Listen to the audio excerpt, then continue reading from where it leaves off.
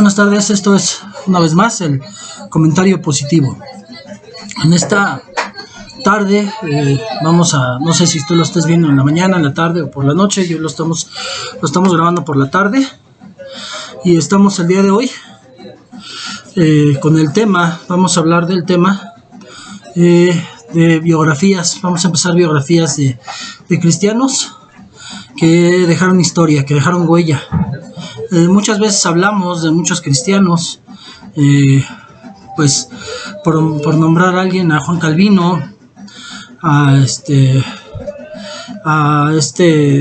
Martín Lutero y etcétera. Vamos a estar hablando de todos ellos que muchas veces hablamos nosotros de, o quizás hemos visto algún pasaje de algo de lo que ellos dijeron en Facebook, pero pocas veces sabemos qué fue, qué hicieron, qué fue lo que hicieron para que trascendieran. Entonces, en esto vamos a iniciar primeramente hablando de los primeros cristianos, de los primeros discípulos. Y bueno, para esto y de alguna manera para incentivar la lectura, no les voy a leer realmente el libro, solamente voy a tomar algunos pasajes del primer capítulo del libro de los mártires de John Foxe.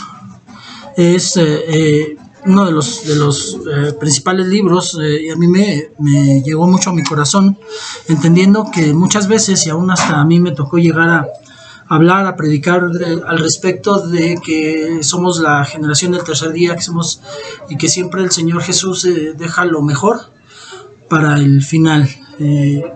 Puede ser, porque así es el Señor también, pero algo que entró en mi corazón cuando yo leí el libro de los mártires es que en realidad podemos entender que no estamos preparados todavía. Yo creo que muchos cristianos no estarían dispuestos a morir de la manera en que murieron los primeros cristianos.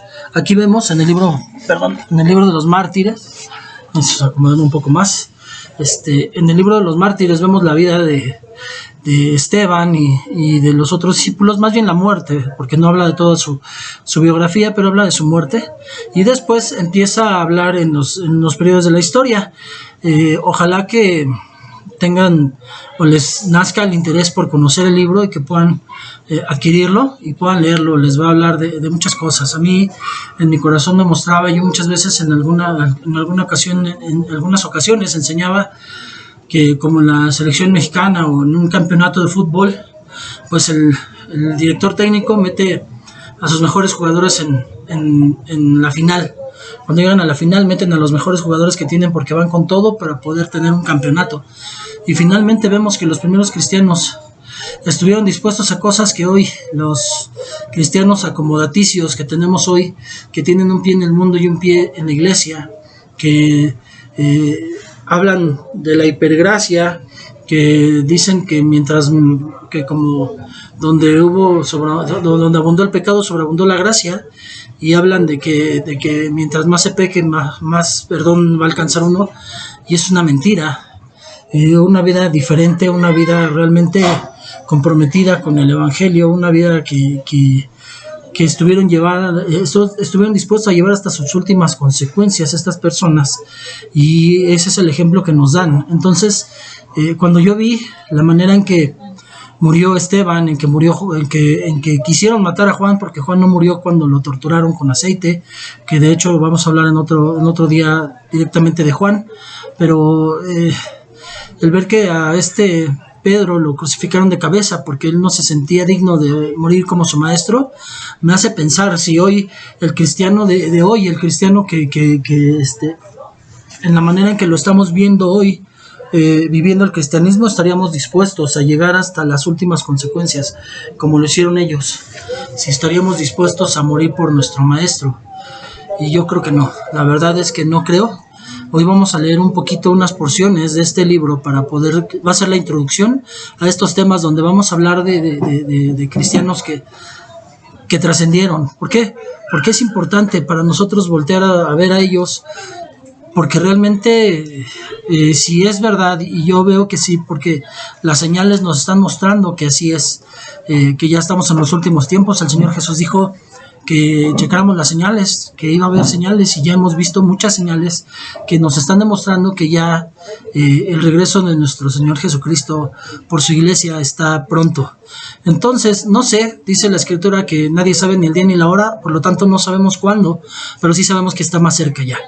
Entonces, al estar más cerca, nosotros tenemos que estar preparados porque viene un tiempo de prueba, de persecución, de tribulación, y si bien hay diferentes corrientes teológicas donde se habla del arrebato pretribulación, del arrebato post-tribulación y el arrebato durante la tribulación, no sé cuál sea realidad, pero pues son especulaciones realmente o estudios que se hacen de la Biblia y que cada uno llega a una conclusión, pero lo único que tiene la realidad es el Señor Jesús. Pero hay dos de las tres posiciones que nos muestran que el cristiano puede pasar por la tribulación un tiempo. Si tiene razón la primera posición, qué bueno que vamos a librar eso, y si no, nosotros también tendremos que estar dispuestos y entendidos en que vamos a pasar por ello, y si estaremos dispuestos. Los primeros cristianos veían cómo mataban a sus hijos los leones para que ellos desistieran de su fe, para que renunciaran a su fe, y ellos estuvieron dispuestos a ver morir a su familia y aún a morir ellos mismos con tal de seguir al Señor Jesucristo, con tal de obedecerle hasta la muerte. Y eso es de lo que queremos hablar. En el capítulo 1 del libro de John Fox nos habla de la historia de los mártires cristianos desde la primera persecución, hasta desde los primeros, desde Esteban, que fue el primer mártir, hasta la persecución que hubo por el César Nerón.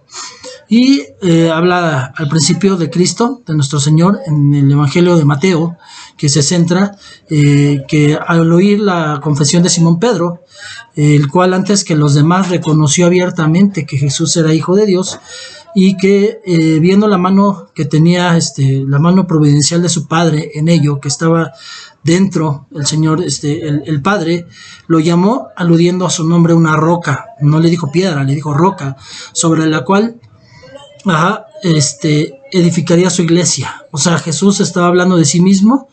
Él le dijo a Pedro: tú eres Petros, que es piedra, pero él dijo: y sobre esta roca, que ya estaba hablando de sí mismo. O sea, que estaba hablando que Pedro era una parte, pero no era la roca principal donde se edificaría la iglesia. Entonces dice que ahí Jesús le dijo que él edificaría su iglesia con una fuerza que ni las puertas del infierno prevalecerían contra ella. Y con estas palabras debemos observar tres cosas, nos dice John Fox. Uno, que Cristo tendría una iglesia en este mundo, que es lo que vemos hoy. Segundo, que la misma iglesia sufriría intensa oposición. Algo que yo estoy seguro es que si tú vives y predicas de la manera en que el Señor Jesucristo lo hizo, aun cuando hoy todavía no sean los tiempos de persecución, lo único que vas a generar en la gente que no quiere escuchar y que no quiere entender va a ser odio, rechazo y persecución. De alguna manera no a muerte, pero sí hay una persecución contra la iglesia hoy, aunque en algunos países ya hay persecución y tortura y muerte. Pero eso también. Y bueno, pero no solamente por parte del mundo esa persecución, sino también por las fuerzas y poder del infierno entero, puesto que realmente el cristiano sabe que nuestra lucha no es contra carne ni sangre. Y en tercer lugar, que la misma iglesia, a pesar de todo el poder y la maldad del enemigo, del adversario, del diablo, se mantendría. Y a pesar de esto, si tú compras el libro de libro de los mártires de John Fox, te vas a dar cuenta de cuántas veces durante la historia quiso el enemigo, el adversario, destruir la iglesia cristiana y nunca lo logró, y siempre hubo un pequeño remanente. Ese pequeño remanente del que habla el Señor Jesús también al final, de personas que no ensuciaron sus ropas. Esta profecía de Cristo la vemos verificada de manera maravillosa, por cuanto todo el curso de la iglesia hasta hoy no parece ser más que un cumplimiento de esa profecía. Primero, el hecho de que Cristo estableció su iglesia ya no necesita demostración. Nosotros somos la prueba viviente de eso. Segundo, ¿con qué fuerzas se han opuesto? Contra la iglesia príncipes, reyes, monarcas, gobernadores y autoridades de este mundo que han tratado. En el tiempo de Hitler se habla mucho de los de la nación judía, de los hebreos, de la persecución contra los judíos que hubo a muerte, pero también hubo persecución contra cristianos. De eso no nos habla mucho la historia, pero hubo también millones de muertos cristianos en esa persecución, y ha habido otras tantas. Entonces vemos todo esto, y en tercer lugar, como la iglesia, a pesar de todo, ha soportado y vencido. Los hijos de Dios han vencido, por eso no han podido exterminar ni al judaísmo ni al cristianismo. Y para una más evidente exposición de esto, el autor, John Foxe, preparó este libro con el fin de que esas obras maravillosas de Dios para su iglesia redunden para su gloria, y también para que, al exponerse la continuación e historia de la iglesia, pueda redundar en ello en mayor conocimiento y experiencia para provecho de nosotros y para la edificación de nuestra fe. Para eso, ese es el propósito. Por eso, ojalá que el que te hable, pues, a grandes rasgos de una parte, una pequeña porción de este libro, te incentive a comprarlo y a conocer la entereza, la fortaleza, hasta dónde estuvieron dispuestos a llegar por su fe los primeros cristianos, y eso te inyecte de ánimo para saber que nosotros tenemos que prepararnos para ello, y ojalá que sí seamos lo mejor. Pero por hoy, así como veo las cosas, nos falta mucho para prepararnos para llegar a ser lo mejor de lo mejor para Cristo, para que podamos estar dispuestos a hacer lo que ellos hicieron. Bueno, como nuestro propósito, no es nuestro propósito hablar de la historia de nuestro Salvador, ya que eso sería redundar. Solo va a ser necesario recordar a nuestros lectores, a los que lean el libro de Foxe y a los que vean hoy en este video, el desbarate de los judíos por su posterior resurrección. O sea, todo lo que hicieron para que el Señor Jesús muriera, y que, bueno, fue resucitado. Y aunque uno de sus apóstoles, al principio uno, pero después le dieron la espalda a todos, pero realmente siempre se habla nada más de Pedro, que fue el que lo negó, y de Judas, que fue el que lo vendió, pues en realidad vemos que todos lo abandonaron, excepto precisamente el discípulo amado que habla la Escritura, que él conocía, dice, que era conocido del sumo sacerdote, y él estuvo muy muy cerca del Señor Jesucristo durante todo su proceso, hasta que ya fue llevado a la cueva donde fue dejado su cadáver, la sepultura, y después su posterior resurrección, y que da una nueva dirección a la vida de cada uno de sus discípulos, y dejándoles la misión del Espíritu Santo, que es la gran comisión que está en Mateo 28 del 19-20. De hecho, pueden empezar a leer desde el 16, que dice que lo citó en una montaña, en un lugar alto. Impartió una nueva confianza a sus mentes.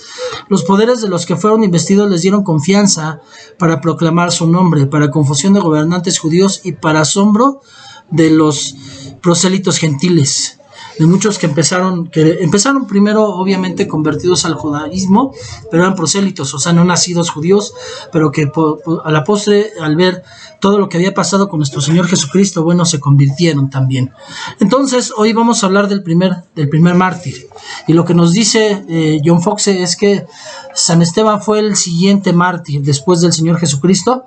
No fue el primero, porque realmente el Señor Jesús siempre nos pone la muestra, siempre nos han dicho que el primer mártir fue Esteban. No, el primer mártir fue nuestro Señor Jesucristo, que fue el que dio la vida por todos, y desde el segundo mártir en adelante somos todos los que damos la vida por nuestro Señor Jesucristo, esperando que no tengamos necesidad de llegar a ser mártires, pero con la convicción de que si lo llegamos a hacer, por eso nos está preparando el Señor, para lograrlo de la manera en que lo hicieron estos primeros varones. Entonces vemos que la muerte de Esteban fue ocasionada por la fidelidad con la que predicó y con el denuedo con el que predicaba el Evangelio, y que todavía en el momento en que él ya estaba apresado, a los que lo estaban torturando y maltratando, todavía les siguió evangelizando en ese momento, en ese último momento. Ellos se excitaron tanto, a tal grado de furia, que lo echaron fuera de la ciudad, lo apedrearon, que era una costumbre para matar a delincuentes, y también a los adúlteros. Para ellos pues de alguna manera era una forma de adulterar contra la fe del judaísmo, pero finalmente no fueron solamente judíos los que estaban ahí, también obviamente había soldados romanos, ya que Pablo también estaba ahí, y por lo regular también estaba con una cohorte de soldados romanos.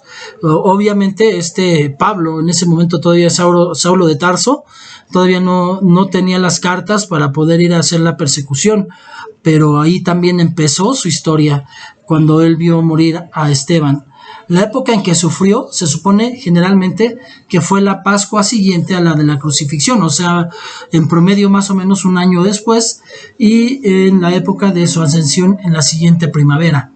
A continuación se suscitó una gran persecución contra todos los que profesaban la fe en el Señor Jesús como Mesías o como profeta.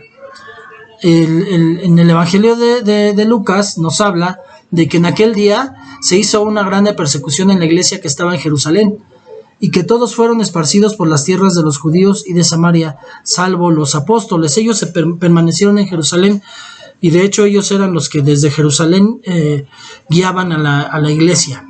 Alrededor de 2,000 cristianos, incluyendo Nicanor, uno de los 7 diáconos que fueron elegidos.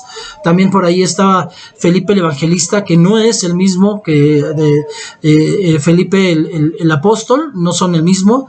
Felipe el Evangelista fue escogido también al mismo tiempo que Nicanor, Esteban y otros 4, que fueron los primeros diáconos de la iglesia cristiana, porque dice la Escritura que había una necesidad de servir las mesas, de ayudar en la iglesia, y finalmente era un trabajo al que no podían dedicarse los apóstoles, ya que ellos tenían que apacentar a la iglesia, guiarla. Entonces, entre ellos estaba Nicanor, les decía Felipe, que fue Felipe el Evangelista, es el que un ángel lo llevó a que el Espíritu Santo le dio la orden de que fuera por el camino, y se encontró ahí al etíope, y fue donde le compartió al etíope y fue bautizado, y después fue arrebatado para que siguiera evangelizando. Fue un gran evangelista Felipe, pero no estamos hablando del apóstol, porque el apóstol dice aquí se permaneció con los otros en Jerusalén. Entonces, alrededor de 2,000 cristianos, incluyendo Nicanor, padecieron el martirio durante esa tribulación que hubo en el tiempo de Esteban. Vamos a hablar un poquito más de Esteban en cuanto a lo que fue su vida. Para empezar, Esteban finalmente también era un prosélito. Él realmente no era judío. De hecho, desde su nombre también se ve, porque su nombre estaba en griego. Su nombre significa corona. No creo que venga a ser, y de hecho yo siempre lo he pensado, que en Dios no existen las coincidencias, sino las diosidencias, y él fue la primera corona que tuvo mi Señor Jesucristo por haber vencido. Un varón que estuvo dispuesto a todo. Esteban fue uno de los 7 que les decía que fueron elegidos por los discípulos para ser diáconos. Poco después de la resurrección fueron escogidos para que atendieran a las viudas, para que llevaran la ayuda, y que ellos pudieran estar libres para las tareas espirituales, los apóstoles. Esto lo podemos leer en el capítulo 6 de Hechos, del versículo 1 al 6. Ahí viene de hecho la lista de los 7 que fueron escogidos, y todos estos hombres tenían nombres griegos. Finalmente nos hace pensar que o no eran judíos o eran judíos helenísticos. ¿Qué es esto? Bueno, pues eran judíos que ya tenían la cultura griega, ya estaban ya estaban hechos a la cultura griega, más o menos como cuando un mexicano va a Estados Unidos y ya de repente hasta sus hijos ya ni hablan español ni quieren saber de México porque se sienten y son realmente norteamericanos, algo así. Entonces, pero algo que sí sabemos es que uno de los 7, que era Nicolás, él sí era prosélito. O sea, era un hombre que se había convertido al judaísmo, pero que él era griego en realidad. Esteban se destaca como sobresaliente de los 7 y aún de los demás discípulos, porque obviamente a los 7 los escogieron por algo. Y sobresalía en fe, en gracia, en poder espiritual y en sabiduría. Esto nos lo hace notar el médico Lucas en el capítulo 6, versículo 5, y en el capítulo 8 y en el versículo 10. encontró tiempo para hacer que el trabajo especial que habían asignado, ya que se encontraba entre aquellos que se destacaron por un don para obrar milagros y predicar el evangelio. Esto obviamente entró en conflicto con la sinagoga de los helenistas. Por ese motivo fue llevado ante el Sanedrín, acusado de estar en contra de las enseñanzas judías, enseñando el nuevo camino. Esto lo vemos en el capítulo 6 del versículo 9 al 14. Y Esteban, con su rostro como de un ángel, dice la escritura, respondió a las acusaciones ofreciendo una reseña de la historia de Israel. Él habló en un resumen así muy muy breve y les dijo que ellos habían sido los culpables de la muerte, de haber dado muerte al Señor Jesucristo. Esto lo encontramos desde el capítulo 6 versículo 15 hasta el capítulo 7 versículo 53. Entonces esto hizo que se enfurecieran con él todos los del concilio. Entonces fue cuando decidieron apedrearlo, que muriera de una manera lapidado, y él es cuando tuvo la teofanía de ver a nuestro Señor Jesucristo a la diestra del Padre, y bueno, fue llevado al lapidamiento. Entonces vemos aquí el punto más importante y el porqué de esta serie de biografías de las que vamos a hablar. Él enfrentó la muerte con valor, con fe, lo hizo como su maestro, dispuesto a todo, ante acusaciones de falsos testigos que buscaban destruir, que decían que ellos buscaban el nuevo camino, destruir la ley y destruir el templo. Él oró como el Señor Jesús oró al final, rogando por el perdón de los que le estaban haciendo daño, así como el Señor Jesús dijo, perdona a los padres, no saben lo que hacen. Él también en ese momento pidió perdón por sus perseguidores y encomendó su alma en las manos de nuestro Señor Jesucristo. Fuera o no fuera una ejecución legal, que realmente estamos de acuerdo, no lo fue, el hecho es que Pilato, quien normalmente estaba en Cesarea, él hizo como que no sabía que había pasado esto con Esteban. Esto llevó a notables consecuencias dentro de todo el ambiente político y social que se vivía en ese tiempo, y esto ya lo leemos en Hechos capítulo 8 versículo 1, donde viene ya una persecución que se desató contra los cristianos, y que esto pues desató también el que se hiciera una mayor evangelización, porque la evangelización cuando murió Esteban salió de Israel, y entonces bueno, más bien ya no existía el reino de Israel, solamente existía Judá y Samaria, y salió de ahí y se esparció por el mundo y empezó a llegar a muchos países el cristianismo. La muerte de Esteban entonces fue un factor que influyó también para que Cristo entrar al corazón de nuestro hermano y apóstol Saulo de Tarso. Él vio la muerte de Esteban, él vio de nuevo la pasión que tenía Esteban por su maestro, y yo estoy seguro que cuando él tuvo la visión, Pablo, él recordó a Esteban, y él recordó el denuedo con el que había evangelizado aún en el último momento Esteban, y cómo él estaba, en vez de triste, estaba contento de su muerte, porque estaba haciendo la realización de su fe, de llegar a la presencia de su maestro. Bueno, entonces les decíamos que esto llevó a que hubiera una super persecución, y entonces fue cuando llegaron los principios de la iglesia en su misión evangelística a nivel mundial. Entonces todo esto nos lo habla Lucas con detalle, y esto pues indica también la importancia que el mismo médico Lucas le daba a esta situación. Amén. Entonces el tema de Esteban al repasar la historia de Israel era el que la presencia de Dios no puede quedarse limitada a un solo lugar, que ellos pensaban que solamente en el templo, y que el pueblo siempre se ha rebelado contra la voluntad de Dios. o sea, la rebeldía del pueblo contra Dios siempre, a pesar de los milagros, a pesar de la intercesión, a pesar del socorro de Dios, a pesar de mostrar que siempre está ahí, cómo el hombre es, dice en Ezequiel, te manda un pueblo rebelde. Ajá. Entonces, demostró también que Abraham vivió una vida como peregrino, que fue un peregrino que no heredó la tierra que se le prometió. Y luego también demuestra con José lo mismo, que se fue de Canaán, que fue vendido, y bueno, pues por la envidia y enojo de sus hermanos que veían que él era el preferido, pero también porque tenían, sí había, yo creo en su corazón, cierto temor por los sueños que tenía este José, de que él iba a ser el líder, y ellos no querían y no aceptaban que él pudiera ser el líder, ya que era en ese momento el menor, ya que todavía no nacía Benjamín.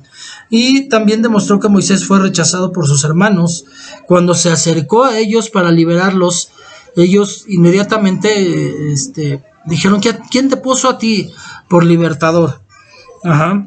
Entonces también nos habla de cómo se desviaron hacia la idolatría en el desierto y se negaron a obedecer a Moisés.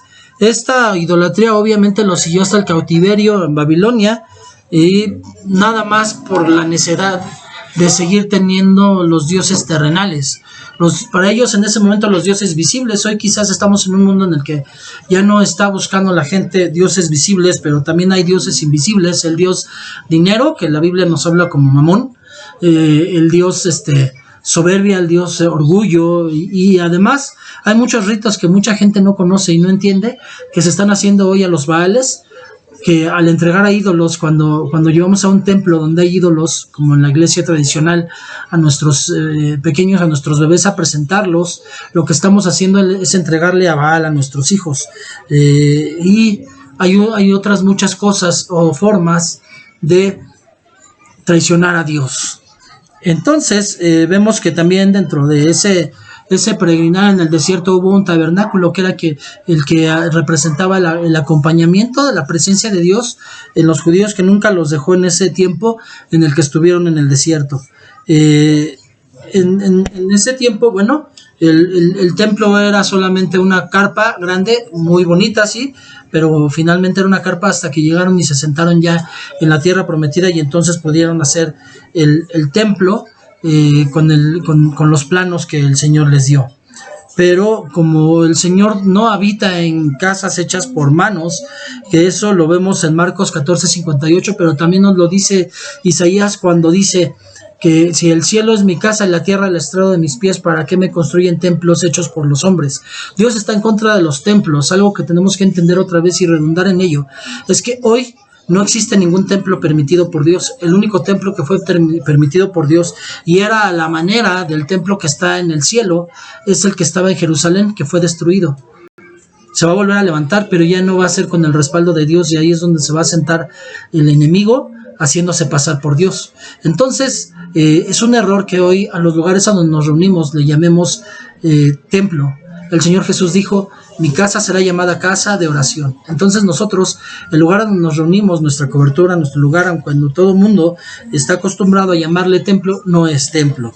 Y obviamente las referencias que vemos al tabernáculo y todo el concepto del culto que había en el Antiguo Testamento nos llevaba al culto real. El tabernáculo hoy es en mi intimidad, en mi soledad, cuando yo levanto altar a mi Dios en mi tiempo de oración solo, o cuando llego a la iglesia y estoy orando con los hermanos. Esto, al entender casa de oración, me hace entender que el culto realmente no empieza cuando empieza a predicar nuestro líder espiritual, ya sea un apóstol, un pastor, un maestro, un profeta, un evangelista. No, el culto empieza desde la primera oración que se hace antes de empezar la alabanza. Es desde ahí, porque la parte más importante del culto, aunque todas no nos podemos perder ninguna, porque todo es una bendición de parte de Dios, pero es la oración, la relación íntima que tenemos con Dios, y en el momento en el que dejamos que Dios entre en nuestro corazón, para que cuando llegue la enseñanza que Dios nos quiere dar, la entendamos a la luz del Espíritu Santo y no como nosotros queramos. Por eso es tan importante que cuando nosotros llegamos a nuestra casa de oración, empecemos desde la oración, porque para eso fuimos, porque es casa de oración. Entonces vamos a adorar, después vamos a orar, después a adorar, después a recibir palabra y después a recibir bendición de parte de Dios. Es cuando nosotros formamos el altar. Nosotros, cada uno de nosotros, piedras vivas, dice la Escritura, somos los que hacemos el altar. El altar realmente no es el que vemos, el visible en nuestras iglesias. Ese lugar debe de estar, sí, también físicamente limpio, pero para que nosotros también no lo ensuciemos, tenemos que estar espiritualmente limpios cuando nosotros llegamos y empezamos a hacer altar para nuestro Señor. Entonces, vemos que todo esto nos lo explica el autor de la epístola a los Hebreos, y nos habla que tiene una marcada afinidad con lo que dijo Esteban. Muchos creen, muchos autores piensan que Pablo fue el autor. Yo me inclino a pensar que sí lo fue. Si no fue, mínimo fue un discípulo de él, porque Pablo tenía la costumbre de firmar con su nombre y el libro de los Hechos no dice que lo haya hecho Pablo, pero finalmente la forma en que está escrito denota mucho de la forma en que escribía Pablo, aunque realmente Pablo siempre utilizó escribas que eran sus secretarios los que escribían lo que él dictaba. Pero bueno, finalmente el autor intelectual de las cartas es él, y yo me inclino a pensar que también en el libro de los Hechos. Entonces, él, de todas maneras, Pablo también elaboró los principios establecidos por Cristo y expuestos por Esteban, también en algunas partes de sus cartas. Por eso podemos entender que el libro de los Hebreos, la carta de los Hebreos también pudo haber sido el autor Pablo. Bueno, pues entonces esa es la vida y lo que hizo, y realmente ese es el punto. Realmente muchos sabemos que Esteban fue lapidado y que fue el primer mártir, pero lo que tenemos que ver es el de nuevo con que lo hizo, el que él tuvo tiempo todavía, a pesar de que estaba muriendo. Alguien cuando va a morir nada más está preocupado por lo que va a pasar, el dolor de no volver a ver a la gente que ama, y un verdadero cristiano sabe a dónde va, y si dejó un buen mensaje sabe a dónde va a ir su familia. Entonces en el último momento lo último que hace es también ver como enemigos a los que lo están matando, sino también entendiendo que ellos también tienen una oportunidad, y lo último que hace es tratar de evangelizarles. Y yo les voy a decir algo, yo creo que valió la pena, ya que yo no sé cuántos habrán convertido de ahí con lo que dijo Esteban, pero al menos uno dejó una huella poderosa, que es el apóstol Pablo, que tuvo que haber sido influido por Esteban, aun cuando fue el Señor Jesucristo quien tuvo un encuentro directo con él. Entonces, los cristianos de ese tiempo se dieron cuenta de que en la práctica no constituían simplemente una secta, que ya no eran una secta separada y que formara parte del antiguo Israel y que estaba separado, sino que formaban ahora un nuevo pueblo de Dios. Con el verdadero templo, altar y sacrificio vivían la verdadera vida de peregrinos y eran rechazados por los judíos como lo habían sido los profetas y Jesús mismo. Eso es lo que nosotros tenemos que aprender de nuestro hermano Esteban, el primer mártir de la iglesia, lo que estuvo dispuesto a hacer. Y aún nosotros no nos alcanzamos a imaginar, pero él fue apedreado a muerte. Él fue apedreado a muerte, y sin embargo, lo último que hizo en el último momento fue evangelizar, fue darles el mensaje aún a los que lo estaban matando. Muchas veces a ti muchos enemigos te han dañado, no te han matado, y tú no eres capaz ni siquiera de elevar una oración por aquellos que te han dañado, entendiendo que tu lucha no es contra carne ni sangre. Ese es el mensaje del día de hoy. Hoy es tiempo de que volvamos al cristianismo del primer siglo. Es tiempo de que entendamos que las personas que me han dañado nada más han sido un medio del enemigo, que mi enemigo realmente es el adversario, Satanás, y que esas personas merecen la misma salvación que tú y que yo. Yo no creo que tú hayas sido realmente alguien que nunca pecó, ya que aún en el cristianismo aún pecamos, aún cuando hoy sí entendemos y sí doblamos nuestras rodillas y sí buscamos la transformación del Espíritu Santo. Eso es lo que hace la gran diferencia. Bueno, pues con esto terminamos la exposición del día de hoy. Esto es el comentario positivo, y te recuerdo que yo soy Ricardo Miramontes. Vamos a hacer una oración para terminar y darle gracias a Dios por este tiempo, porque Él es el más importante. Papito, le doy gracias porque sé que muchos hermanos van a poder ser inspirados por la vida de cada uno de las personas, de cada uno de los héroes de la fe, de los que vamos a estar hablando en este espacio, Señor. Le doy gracias porque usted me transformó, me renovó, Señor bendito. Imperfecto sí soy, pero soy un hombre que cada día está peleando, no importa, contra viento y marea, Padre bendito, para llegar a la estatura del varón perfecto. Y le pido, Padre, que esto que estoy hablando no se tire, Señor bendito. Yo sé que también va a venir el ataque del enemigo para que muchos no escuchen, pero yo sé que también con el respaldo del Espíritu Santo va a alcanzar a mucha gente, y que quizás, Señor bendito, hasta las personas inconversas van a desear tener un poco de eso, Señor bendito, y convertirse y ser realmente hijos y pasar a ser pueblo suyo, Señor. Gracias, le damos toda la gloria y la honra, Señor bendito, y todo esto lo oramos en el nombre de su Jesucristo. Amén y amén. Pues muchas gracias, mi nombre es Ricardo Miramontes, este es el comentario positivo, y no se pierdan el siguiente video.